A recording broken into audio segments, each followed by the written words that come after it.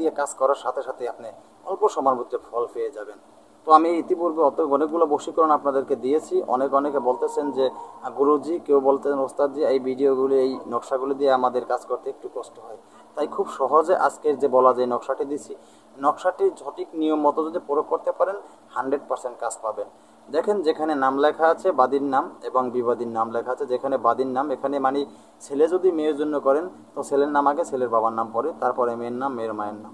আর মেয়ে যদি ছেলের জন্য করেন আগে হবে ছেলের নাম, ছেলের বাবার নাম, পরে মেয়ের নাম, মেয়ের মায়ের নাম। ঠিক আছে?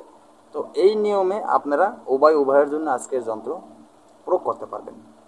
তো বন্ধুরা, এই যন্ত্র প্রয়োগ করতে হলে সর্বপ্রথম আপনাদের কি প্রয়োজন? এই যন্ত্র সর্বপ্রথম আপনাদের যদি প্রয়োগ করতে হয়, অনুমতির প্রয়োজন। অনুমতি ছাড়া যন্ত্র প্রয়োগ করলে কাজ হয় না। তো বন্ধুরা, আমার অনুমতি আপনারা তখনই পেয়ে যাবেন। অনুমতি আমার দেওয়া থাকবে তাদেরকে, আপনারা যে আমার চ্যানেলটি সাবস্ক্রাইব করবেন, সাবস্ক্রাইব করে পাশে থাকা বেল আইকনটি বাজিয়ে নোটিফিকেশন অন করে দেবেন, তার প্রতি আমার অনুমতি দেওয়া হয়ে যাবে। সে এই যন্ত্র দিয়ে কাজ করলেই কাজ হবে। আর আমার চ্যানেলটি সাবস্ক্রাইব না করে, লাইক না দিয়ে যদি আপনি আমার এই নকশা নিয়ে, এই যন্ত্র নিয়ে কোনো কাজ করতে চান, আপনি কাজ পাবেন না। কারণ আমি অনেক কষ্ট করে আপনাদের জন্য ভিডিও বানাই, আপনাদের জন্য ভিডিও নিয়ে আসি। আপনাদেরকে বলেছি আমার চ্যানেলের সাথে থাকলে কবিরাজি কাজ শিখতে পারবেন। তাই আপনাদেরকে ভালো মন্দ সকল ধরনের যন্ত্র আমি দিব।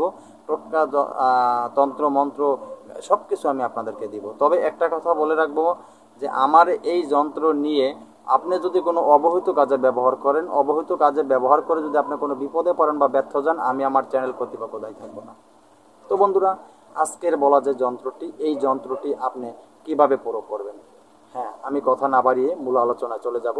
আলোচনা চলে যাওয়ার আগে আরেকটি কথা, সেটা হলো এই যন্ত্র আপনারা যে প্রয়োগ করবেন, তো বন্ধুরা সঠিক নিয়ম আপনাদের শুনতে হবে। ভিডিওকে টেনে টুনে স্কিপ করে দেখবেন না। ভিডিও টেনে টুনে স্কিপ করে দেখলেন, আমি সঠিক নিয়ম বললাম, আপনি সঠিক নিয়ম শুনলেন না। আপনি ভিডিও টেনে দেখছেন, তাই সঠিক নিয়ম শুনতে পারেন নাই। আপনি ভুল নিয়ম শুনে ভুলভাবে যন্ত্র কষ্ট করে প্রয়োগ করলেন, কোনো কাজে আসে না। তখন বলবেন যন্ত্র কোনো কাজ করে না, কিন্তু আসলে না, আপনি সঠিক নিয়ম শোনেন নাই। নিয়ম আপনি ভিডিওটি টেনে দেখছেন, তাই নিয়ম ভুল শুনে ভুলভাবে কাজ করেছেন, আপনি ব্যর্থ হয়ে গেছেন। তো বন্ধুরা, তাই বলছি ভিডিওকেও টেনে টুনে স্কিপ করে দেখবেন না। আর সর্বপ্রথম আপনি কি করবেন? রাত্র 12টার পরে, রাত্র 12টার পরে এই কাজ করবেন। আপনি খুব সহজেই যন্ত্র অঙ্কন করতে পারবেন। খুব সহজে যন্ত্র অঙ্কন করবেন। আপনি মেশক জাফরান কালি দিয়ে, মেশক ও জাফরান কালি দিয়ে ভোজ পাতার উপরে আপনি একটি নকশা তৈরি করবেন।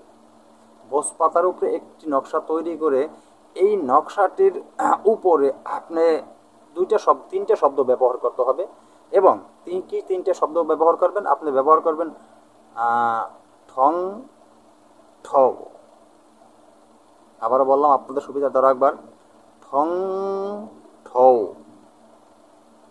আবার একবার বলে দেই, ঠং ঠও। এই কথা আপনি একবার বলবেন। আপনার পায়ের জোতা দিয়ে যে নকশাটি আপনি অঙ্কন করেছেন, সেই নকশাটির উপরে একটা বাড়ি মারবেন। আবার যে মন্ত্রটি বলেছি, সেই মন্ত্রটি একবার পড়বেন, আবার একটা বাড়ি মারবেন। এইভাবে আপনি যে মন্ত্রটি আমি বলেছি, সেই ছোট্ট মন্ত্রটি 7 বার পড়বেন এবং 7টা বাড়ি মারবেন। আর এই নকশা আপনি যেই কোনো দিন প্রয়োগ করতে পারবেন। তো বিশেষ করে বেশিরভাগই মিশরি নকশা। এই নকশার বেশিরভাগই 100% আপনি যদি কাজ করেন, বৃহস্পতিবার বা সোমবার কার্যক্রম ভালো হয়। তো বন্ধুরা, এই নিয়মে আপনার কাজ আপনি করে যাবেন।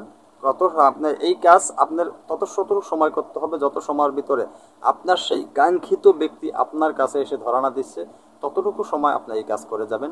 তো আপনার প্রতিদিন নকশা তৈরি করার কোনো প্রয়োজন নাই। আপনি আজকে যে নকশাটি তৈরি করছেন, এই নকশাটি দিয়ে আপনি কাজ করতে পারবেন, কাজে লেগে যাবে। যদি লেখাগুলো আপনার মুছে যায়, তারপরে ওই যে নিয়ম বলেছে, ওই নিয়মে আবার আরেকটি নকশা তৈরি করে নেবেন পরবর্তী টাইমে। তো বন্ধুরা, কথা না পারি আজকের মতন ভিডিও এখানে শেষ করছি। নতুন কোনো ভিডিও নিয়ে আসার আগ পর্যন্ত সকলে ভালো থাকবেন। আল্লাহ হাফেজ।